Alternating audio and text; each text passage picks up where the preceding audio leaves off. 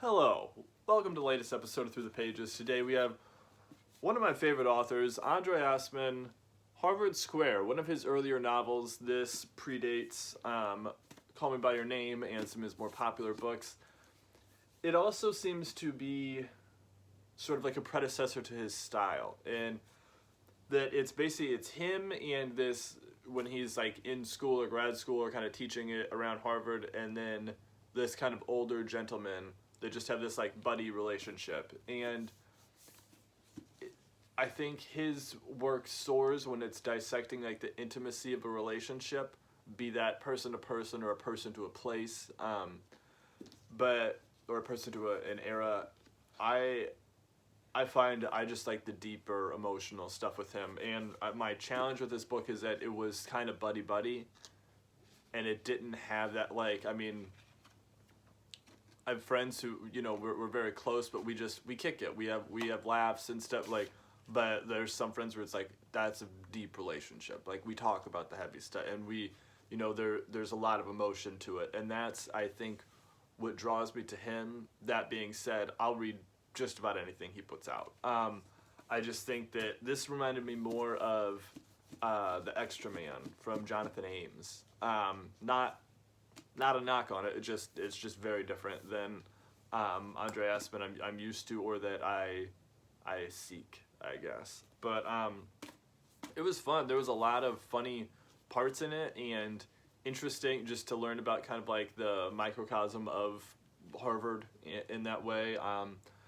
It kind of pulls behind the veil that like everyone working there was a student who had a wild life, and then all of a sudden isn't a student, is working. And it doesn't mean you like cut off from all that. Like, you're still kind of a young guy out trying to do whatever you want. And like, so it was kind of interesting. And I don't know, I think as we get older, like understanding the lives of teachers is just interesting to me, because there's such this sort of like mythological like creature, like when you would like be a kid and run into a teacher out at like a grocery store and like, oh, out in the world, like, it was just so different. So I think I kind of like learning about the back end of like what teachers' lives are like, or how they start.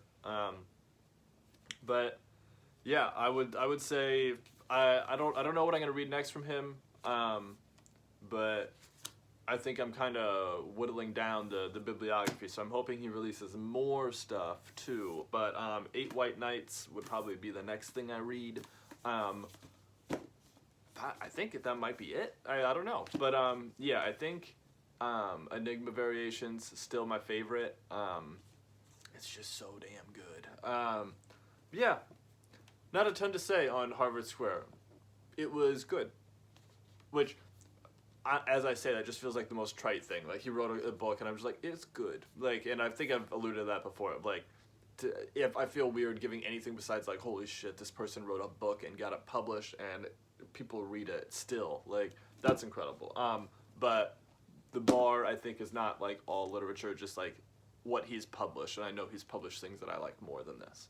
So if you like short, kind of rambly book reviews about emotional things or science things or hip-hop stuff, follow the channel. I am really enjoying this YouTube channel. I think I'm in my like second year now, and yeah, 250 subscribers, just like cleared that and felt big. Yeah, so thank you for nurturing this little channel. Have a good day.